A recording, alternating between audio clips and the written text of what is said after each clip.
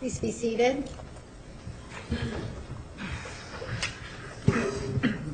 Record will show the presence of the jury, the defendant, and all counsel. Mr. Nurmi, you may redirect. Thank you, Your Honor. Good afternoon, Doctor. Mr. Nurmi, good afternoon. Doctor, when the state was ending its questioning of you here this afternoon, one of the issues that was brought up was your objectivity and your ethics. Yes. So let's start out, I think we ended on the ethical issues related to the American Psychological Association guidelines. You said you're familiar with those, right? Yes. And if you could be so kind as to refresh our memory, how many years have you been a psychologist? Since 1982.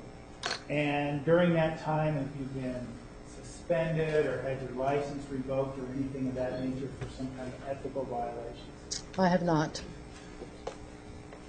How, Doctor, do you see this attempt to attack your ethics? Objection, relevance, how she sees it. Overruled.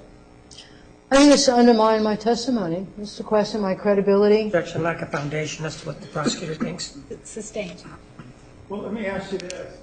Does it make any sense whatsoever that does the American Psychological Association say you, Dr. Fonseca, can never use the word assessment in testimony? No. Not using the word assessment. In other words, the way the question was asked is almost as though I couldn't use the word assessment at all. And I tried to differentiate that in terms of that it's used interchangeably. It's kind of like if I walked out and I saw someone did an automobile accident and then I assess that there's an automobile accident, I'm using the word assess or assessment. I'm not making a diagnosis. So it's almost though, I can't use the word assessment at all in any context unless it's under being a psychologist. And let me ask you this in terms of this attack on your ethics. I mean, do you take your ethical responsibilities seriously here? Yeah, absolutely. If I had asked you to diagnose Mr. Alexander, could you have ethically done that? I believe that I could have ethically done that, no. And in the same way, at this point in time, having not tested Miss Arias or things of that nature, you can't ethically make an assessment of her either, could you? No, I cannot. Now, let me ask you if opinions could vary on this issue. If, for example, a psychologist with 3 or 4 years experience come in here and say, well, I think Dr. Fonseca was violating her ethical duties. Objection, lack of foundation as to what others might say. Sustained. Well, is there a gray area in this? Is it pretty clear that you can use the word assessment in a different context? Yes, I believe you can use the word in a different context. That's right. I'm just trying to discern if there is any kind of learned opinion would really be able to assert otherwise. I don't know how you could assert otherwise. I specifically said that I was not a licensed psychologist in this state. I was not hired to do any kind of diagnostic. I was hired to really look as a consultant, to look at as an expert in this area, to look at the dynamics of this relationship. It did not entail the standard psychological practice of when one does an assessment, a structured interview, doing a variety of things. I didn't do that here. That was not my role. I said that very early on the first day that I came to testify. And in terms of, you talked about a structured interview, could you make sure that your understands what you mean by a structured interview? By structured interview is that, actually it should be an evidence-based structured interview, something that is that is anchored in the scientific research for the area that you're going to do an assessment on, that you have a structured set of questions or a structure that you have in order to ask people questions to try to come up with whatever diagnosis is in question, a hypothesis that one is conjuring up or thinks that's going on a particular case that you receive. That was not my role here. I was not to diagnose either individuals. I didn't use that kind of methodology. It's a methodology is what it is. You're doing a psychological assessment, you pick particular kinds of psychometric tools that is applicable to the individual that you are assessing. If you go to a lab and you go to the lab and you tell the lab clerk, I'm here to get a lab work, that lab clerk is going to say to you, what kind of assessment are we doing, so that they know exactly what tubes to pull out. That is not what I did here. So if you're doing a psychological assessment, you figure out what kind of psychometric tools, what kind of measures are you going to use to employ when you're doing a psychological assessment, when you're going to be doing testing, when you're going to do the clinical interview. And forgive me, maybe this is too technical a question, maybe you can put it in layman terms for us. What are psychometric tools? I'm sorry, thank you. Psychometric tools basically means are measures. Measurements, like an IQ test, is a psychometric tool. Like the Rorschach that you may have heard about. That's a projective test where there are ink blots. The MMPI, the multiphasic personality inventory, it's a set of questions that has been scientifically based. Each item has been studied for response styles, response patterns, correlated with particular kinds of diagnosis. I didn't use psychometric measures on this area, so when I came to consult on the case. So when you're doing a psychological evaluation, you use paper and pencil tests, referred to as psychometric measures, to employ to answer whatever question is posed when you're doing an evaluation. That's what psychometric measure means. It's just $2 words, it's paper and pencil tests. In my field, it's called psychometric measures that are scientifically based, that have been validated and cross-validated on a particular sample of individuals to see if that measure is valid. Is it reliable? Can we use it? I didn't use any of those here. Now, in this same regard, well, let me ask you, those tools you talked about, that would be what would be needed to do a psychological evaluation or assessment, as we talked about. Yes, that's correct. But doctor, I'm sure you would agree that your field is somewhat different than, say, the field of physics, where things can be measured and numbers can be taken, that sort of thing, correct? Yes, however, that doesn't mean that you can't measure things when you're doing, in my field. Right, as a researcher, I created a measure. I needed to validate it to make sure that it did what it claimed to do. Then I needed to cross-validate it to make sure that, in fact, it not only performed here, but it performed here. So it was a scientific method of testing something out. It's different than physics, of course. Okay. Well, my point was, doctor, I guess, is that, we talked about an assessment or an evaluation. In terms of what you did in this relationship, talking about the relationship and the dynamics of the relationship. Yes. How then does that differ? And, well, let me ask you first of all, how then does that, what you did, differ from that psychological evaluation or assessment? I didn't use any paper and pencil test. I didn't use any measure. I didn't administer any psychometric measures. I didn't administer any tests in this case for these individuals. I guess then the question becomes then, how do you, as a psychologist, how do you even then offer any theories? I mean, what do you base your diagnosis of this relationship on then if you're not using it? Well, I wasn't doing a diagnosis of the relationship, right? Well,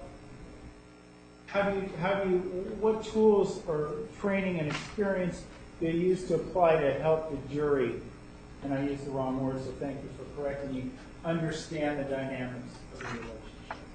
Well, that's based on my 30 to 35 years of working with individuals who have unconventional sexual practices, unconventional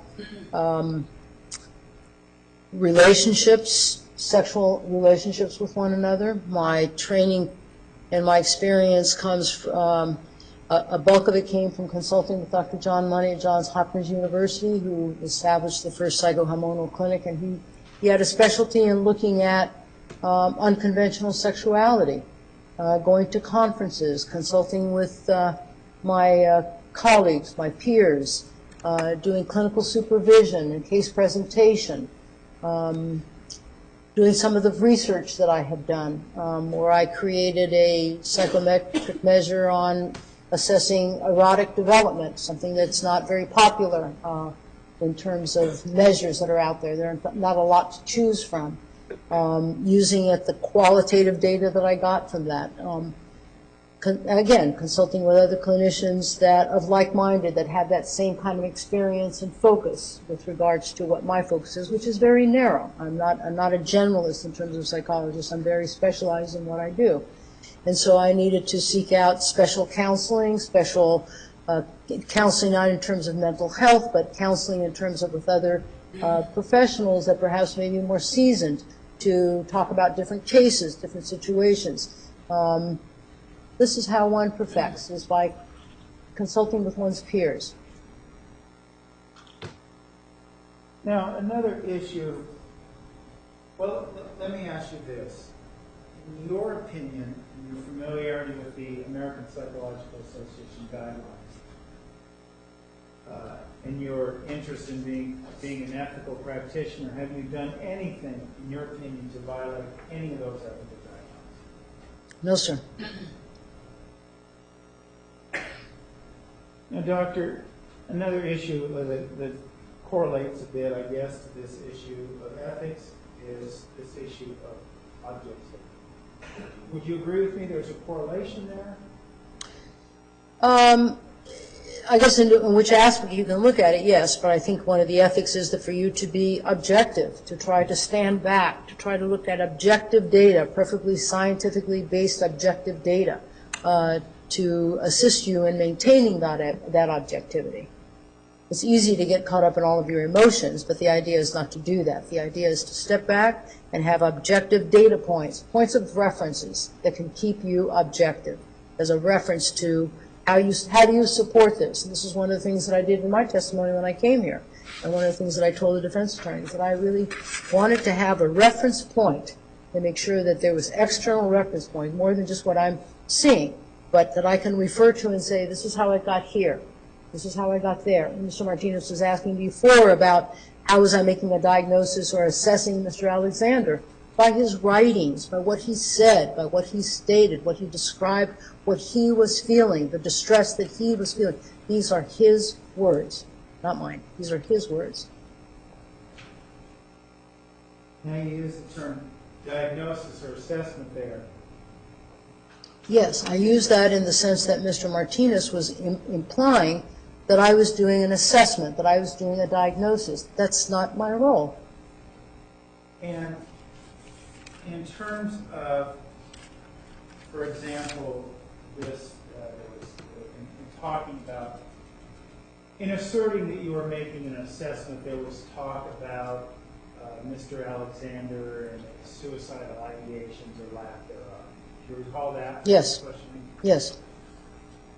When you reference that, though, in terms of your testimony, just as an example of this, were you referencing it in terms of diagnosing Mr. Alexander as being suicidal, or the effect it has on the dynamics of the relationship?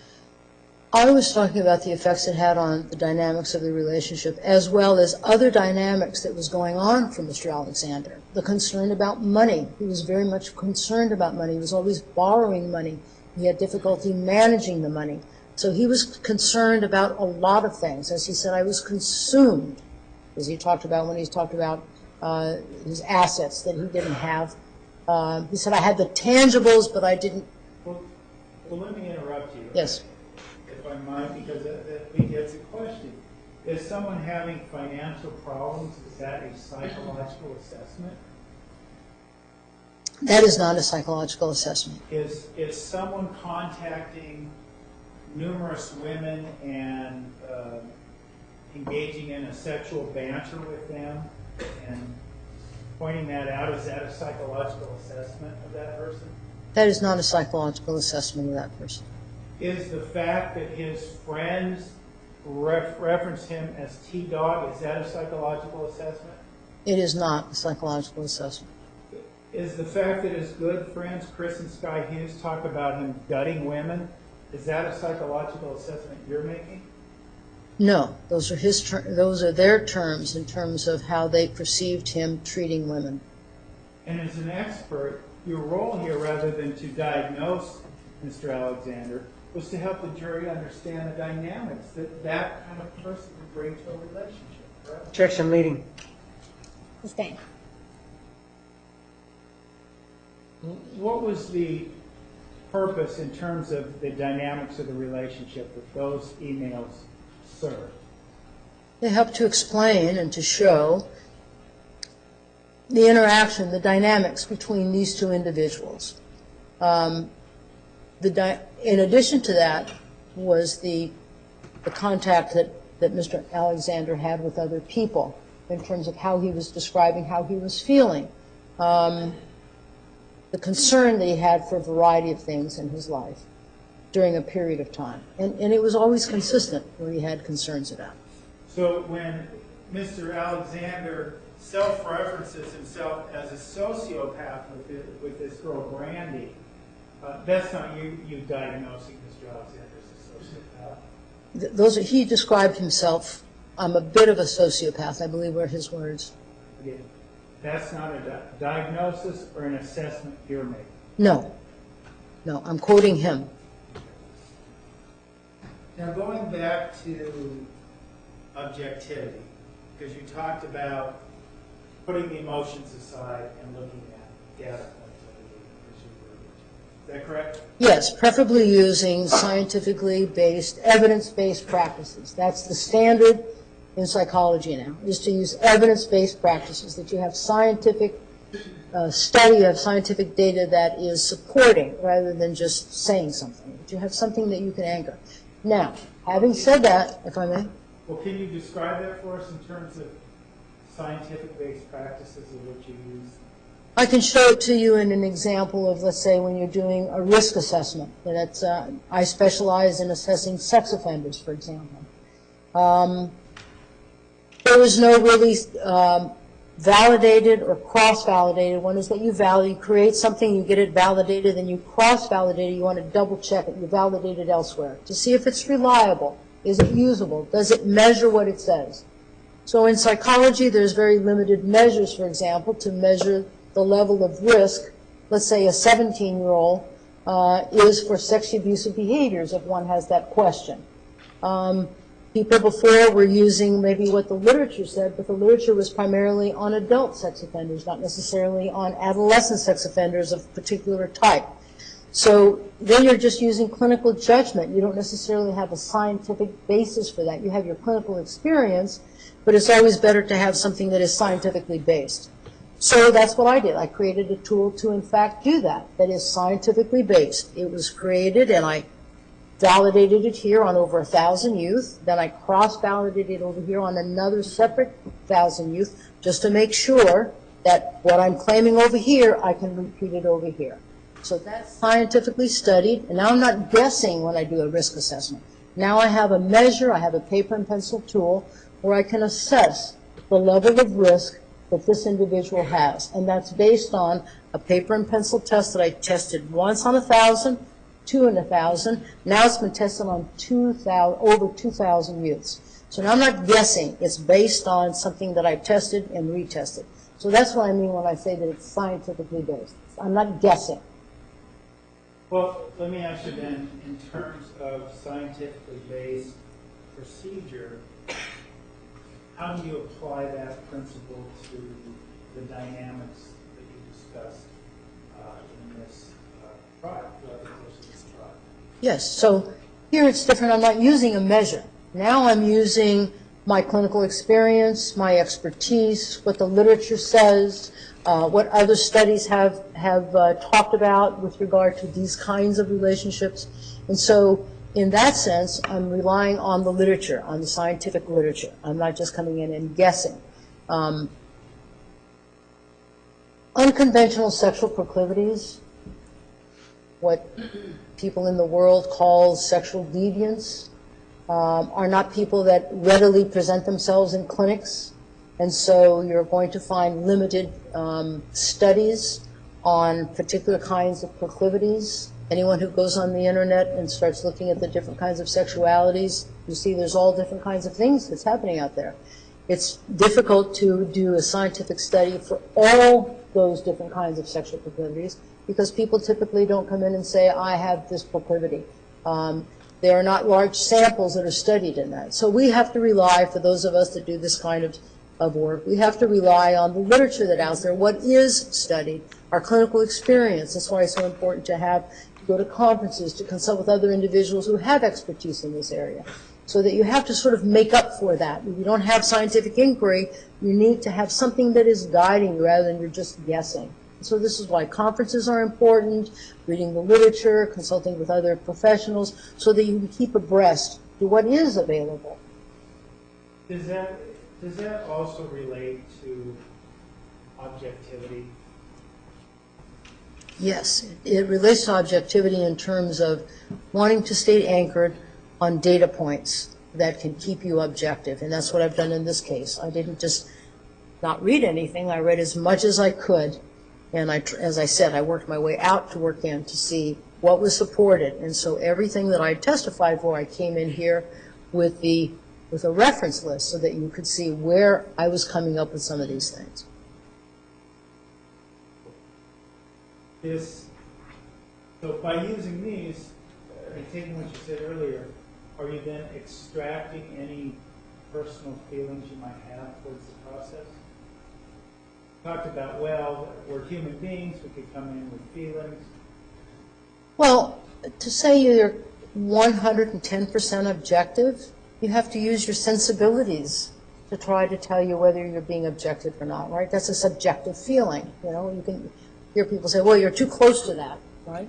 So you try to stay objective with the reference point that keeps you in this reference point so that you don't fall into that you're trying to use objective data points to keep that compass straight in terms of you staying objective and not getting caught up in the emotion of it all. It's easy to do, but if you keep the reference points and if you have a period of time where you've been practicing, you've been under supervision, you learn how to do that. It's like a surgeon. A surgeon who goes in and performs surgery every day and is maybe cutting into the torso of the body. You know, how does that surgeon deal with seeing blood and guts every day? There's something that you develop in dealing with that. Someone who works in a morgue and doing an autopsy, you develop, you know, something that seals over you, that you keep some objectivity from that, some subjectivity from that, so that you can be objective in what you're doing. It's important to try to stay as objective as you possibly can. Otherwise, that infuses your perceptions and your conclusions if you're not doing that. What is the role, if any, of experience in maintaining objectivity? The role of experience is, for me anyway, is when I use other professionals to consult with, to get a different opinion about a particular case. That feedback system, that professional may say to me, maybe there's some subjectivity here, maybe you need to look at this or make a reference to that in terms of look at the scientific literature. And I think over time with experience you learn how to do that. That's not something that you learn in 5 years or less. That's one of the beauties about psychology. In many jobs you can learn how to do a job in 2 years or 3 years. But in psychology, my feeling is that the longer you're in it, the better you get at it, because we as humans are incredible mysteries. And it takes more than just a couple of years to figure us out. Is there, if you will, a methodology or a proper way, I guess, for one psychologist to assess the objectivity of another psychologist? Without talking to that psychologist?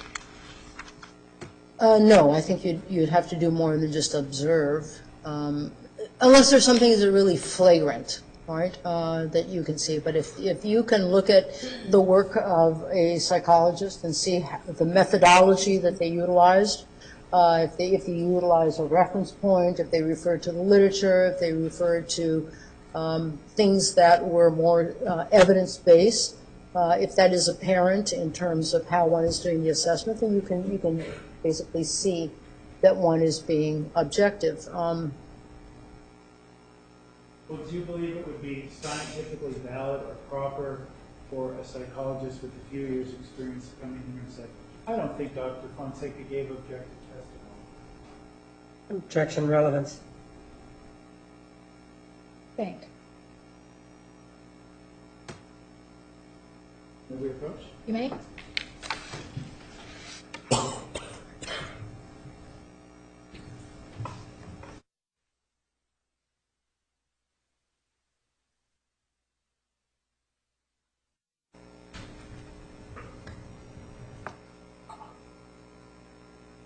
Dr. Fonseca, I'm sure you don't remember the exact question. I'm going to ask it another way. Okay. Proceed from there. Would it be ethically proper for one expert to comment on the objectivity of another expert? Would it be proper? Yeah.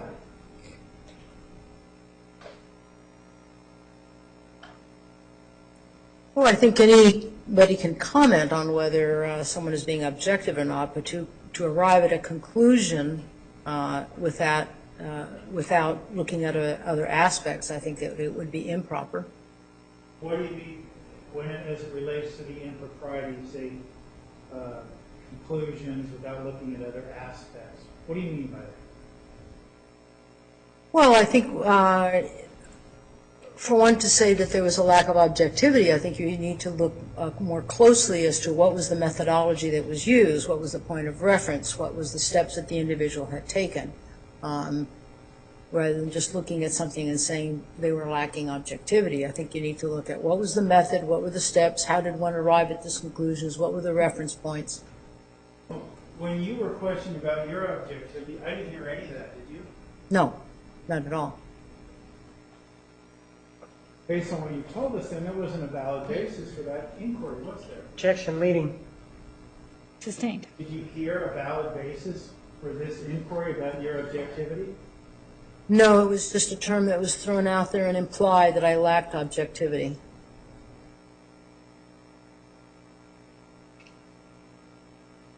And by using this evidence-based practice, it's your belief that you are objective, correct? Objection, leading. Sustained. You believe that you acted objectively and professionally in this case. Yes, I did. You believe that any assertion to the contrary would be complete hogwash fabricated by the state. Objection, relevance. Sustained.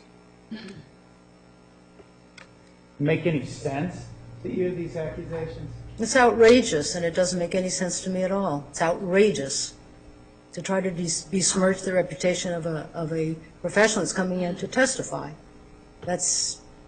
It would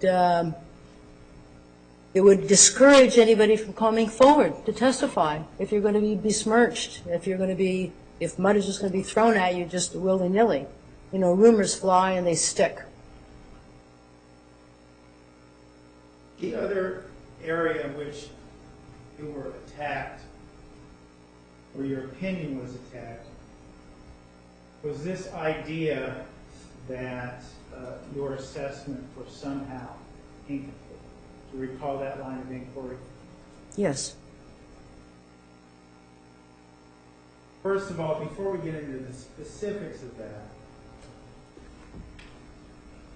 maybe in terms of the ethical guidelines we discussed earlier from the American Psychological Association, is there a way to define completeness?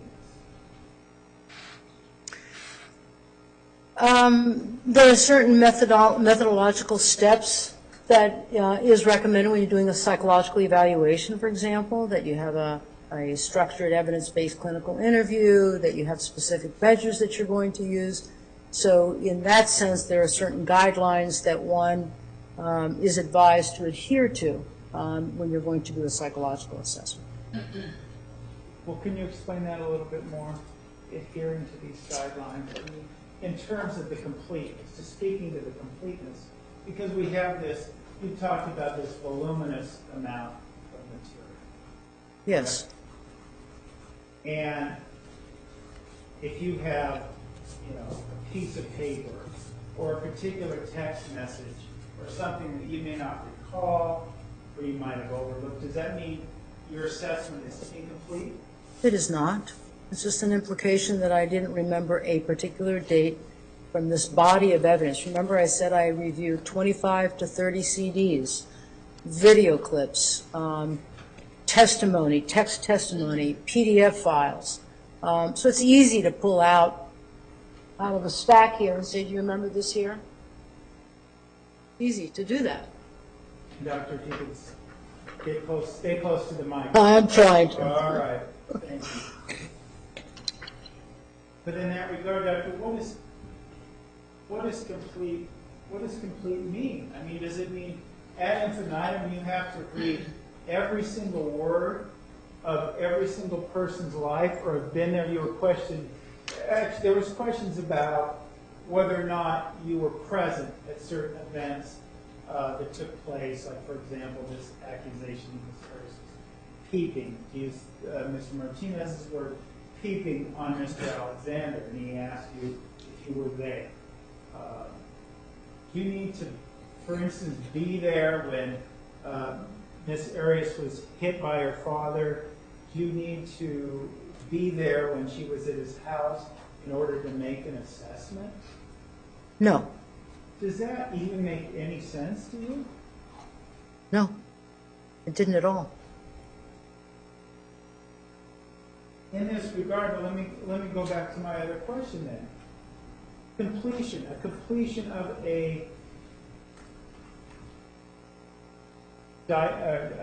explaining the dynamics of a relationship to the jury, as you've been endeavoring to do over these past several days. Is there some sort of objective measure of completeness where somebody can say, well, you reviewed 1,000 things, but you didn't review 1,001 things. Therefore, you don't know what you're talking about in your assessment or your evaluation is somehow incomplete because you didn't look at this one piece of material. No. No. Why not?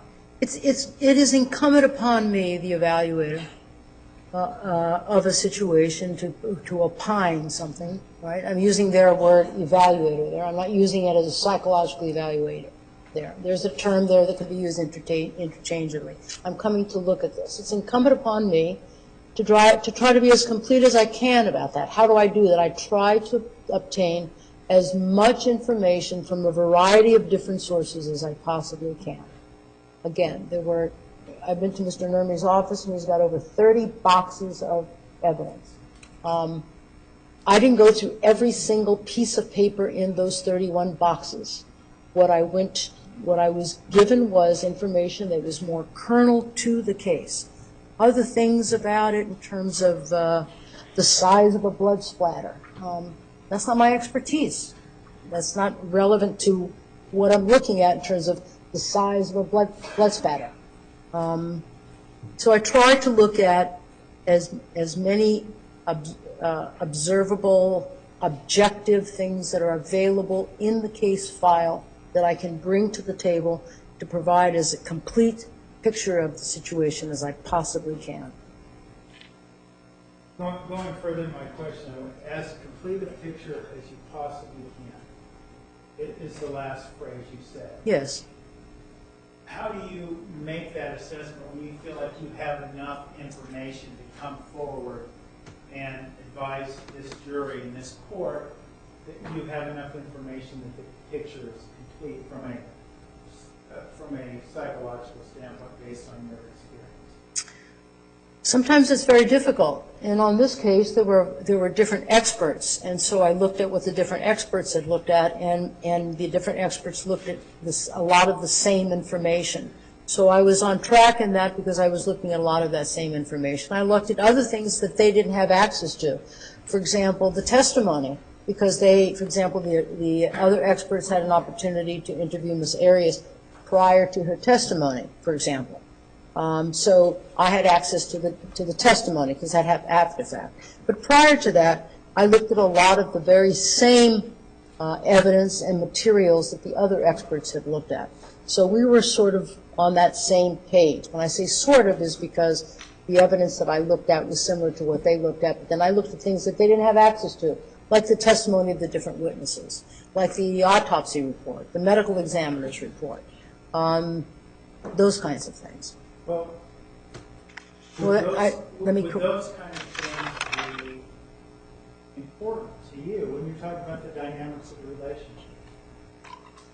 Yes, those things are important to me, and I just want to self-correct on what I just said. They had access to the autopsy report and the medical examiner's report, but they didn't have access to some of the testimony in the case because that had not occurred. It's important to try to get as much external objective data to try to formulate an opinion, a conclusion, an impression about a case. I've said many times it would be foolish of me to rely on one data point. The case has a lot of complications. It's layered with things, and if you just go by one or two or three, not enough. You need to really expand that out to get as much information as you possibly can. And sometimes the information is contradictory. That's okay. That's all part of the case. You report even that contradictory information. It's all objective data. It's all the data that is accumulated in the case. This is what I look at. You were asked specifically a couple of questions about your interviews with Ms. Arias in terms of collecting data and the completeness of it. You were asked about the dates you went and saw her. Yes. And you couldn't recall those specific dates. Is that important to you in your assessment? The exact date in the context, sometimes the exact date is important. But in the context of what I was asked about, I didn't feel that was important. There were two different times that I went to see her, is in May and in August. I went back and looked at the data, of course, after the testimony to see what the dates were, but in the context of that question, that was not important. In the context of what I was doing in terms of looking at the dynamics of that relationship. And could you recall for us in terms of those two meetings about how many hours of time you spent? The first was in May, and that was about 4 hours. The second time was in August, and I wanted it to be longer, but I was, for whatever reason. Let's not go into the description of, for whatever reason, the reasons. I'm just asking specifically, Dr. how many hours you spent. Well, the second time it was a little bit less than 4 hours. So it was a total of approximate 8 hours, not quite. Not quite 8 hours is spent. Now you were asked, did you feel based on the dynamic, or I should say the approach, the evidence-based approach you were taking to the case, and all the voluminous material we talked about, did you feel like that time was sufficient? For what I needed to do, yes. But in that regard, you were asked, boy, why didn't you ask, for example, Mr. Martinez asked, well, geez, why didn't you ask Ms. Arias about her personal grooming habits before she met Mr. Alexander? Why didn't you ask her other little things? Was that germane to your assessment? Did that somehow make it incomplete if you didn't know those things? It did make it incomplete, and I didn't feel it was germane to the dynamics of the relationship that I was to be looking at. Now, Doctor, going back to your testimony in the morning yesterday. Yesterday morning? One of the things that you told us, said repeatedly, and I'm going to paraphrase here, forgive me, but you said that the specifics of the sexual behavior, because you were asked a lot of questions by Mr. Martinez about the specific sexual behavior, the grinding, the semen, things of that nature. You call that? Yes. But you were asked specifically about this idea, that, or you said, in response to a lot of these questions, specific sexual behavior was a distraction. Yes. I don't know if I quoted you exactly, but you agree with me that that was the gist of what you said. That was the gist of it, yes. I would like you to explain to the jury what you mean by that.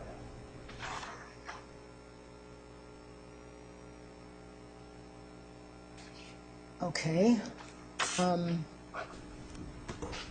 I was looking at the dynamics of the relationship, the dynamics of that. I wasn't looking at what Miss Arias sounded like when she was having an orgasm on a video, on a tape. That wasn't related to the dynamics. I'm not really sure what it's related to other than a distraction, right? It sells, media sells. It distracts the jury. And I felt that we were going down that road in terms of using these distractions rather than staying focused on what we are here to do. It may be tantalizing, it may be curious, it may be whatever you want to call it, but it's a distractor looking at sexual behaviors. Sexual behaviors that these two individuals participated in, not too different than what a lot of couples participate in. It's consensual, it's private, it's intimate. It's their private sexual life.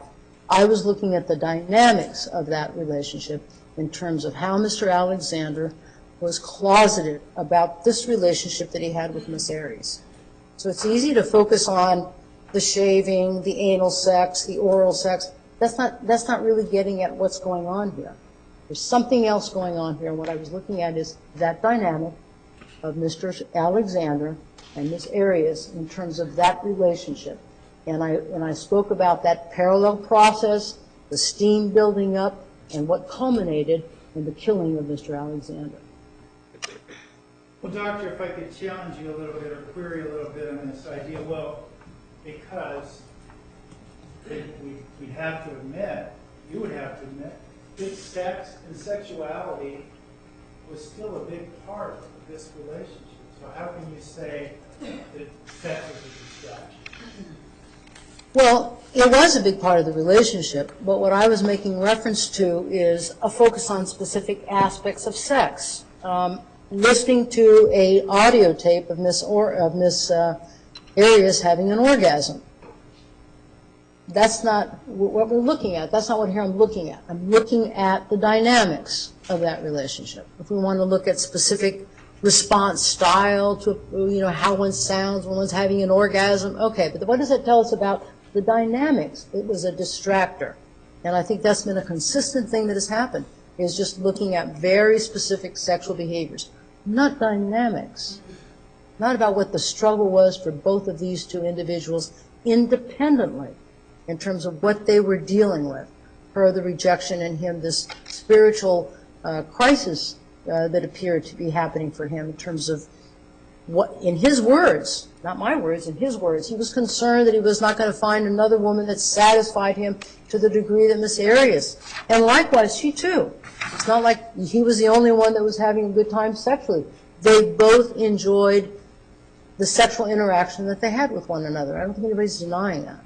I was looking at the dynamics, not how Miss Arias sounds having an orgasm. Not that he is into, anal sex. That's not what this is about. Those are good distractors.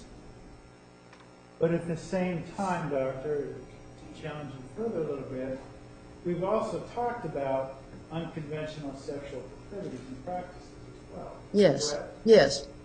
So how do we make that distinction to talk about those kind of things and not going down this slime alley that you talked about? Objection, argumentative, slide alley. Sustained. Your Honor, may we approach? You may.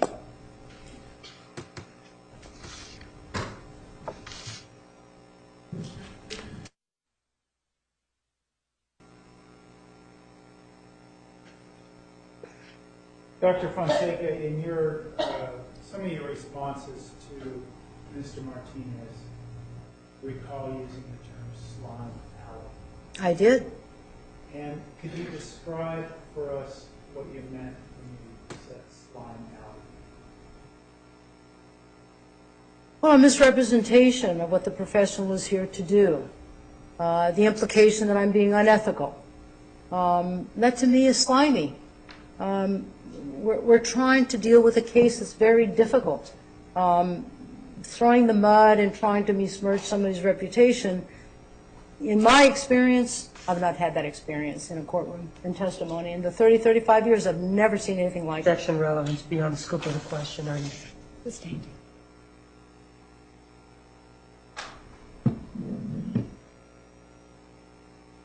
Now, in terms of this alleyway, you were asked a lot about where certain things came from, where you got certain items, those sort of things. Yes. Are you familiar with the discovery process to the extent of understanding that the state gives the defense a lot of the evidence and then we give it to the experts? Objection argument beyond scope. Overruled. Yes. So, this idea that we funneled you some sort of information, would that be down the same alleyway? Yes. Yes, of course. And to this extent, too, during your testimony, you were shown a bunch of confidential memorandums at various points in time from various individuals. Yes. Are you aware of how Mr. Martinez obtained those confidential memorandums? I am not. And some of those confidential memorandums that you were shown were incomplete, or excerpt were taken out, correct? That's correct. Now, in terms of going back to this alleyway as it related to the sexual behavior, I want to continue challenging you a little bit too, in the sense that you talked about Miss Arias and Mr. Alexander having a sexual bond, Yes. strong sexual bond. Yes. How do you differentiate that, if you will, from these individual acts? I'm not sure I'm understanding the question. Well, this sexual bond, isn't it based on some of these individual sexual acts? Yes. Yes. Well, then how do you make this distinction then that the individual sexual acts, the specific acts, aren't important when you assess the sexual bond? Is that what you're saying? Well, I was looking at more the erotic bond, the sexual bond that these two individuals had. Where they're both expressing, I don't know if I'm going to find somebody else, these are my words, they're going to find somebody else basically that is as satisfactory sexually for them, that they were comfortable in exploring that aspect of themselves. So it wasn't just about the behavior, it was about how they felt with one another when they were having sex, what they exchanged, what they shared in those intimate moments, even though they both perceived it very differently as they were participating in that. Recall that Miss Arias said, "I am a whore for those feelings," and when she talks about if it means that I can be close to you, this is how she perceived it. For him, it was just sexuality, right? Did he love her? He stated that he did on more than one occasion. But they had a sexual, intimate bond. So it wasn't just about sex behavior, it was how they felt and how they were interacting in that. Doctor, what is misogyny?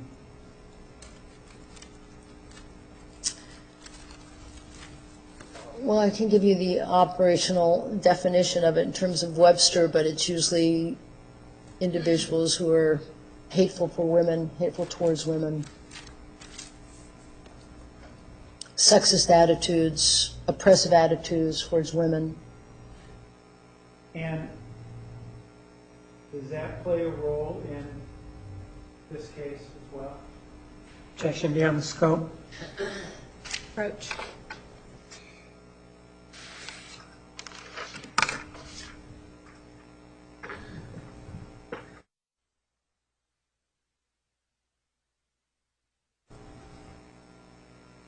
All right, ladies and gentlemen, we're going to take the evening recess. As I told you yesterday, no trial on Monday, December 1st. Please return on December 2nd at 9:30. Between now and then, please remember the admonition.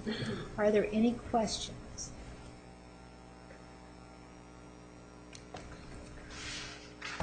Nice Thanksgiving. See you on Tuesday. Advice from the chair.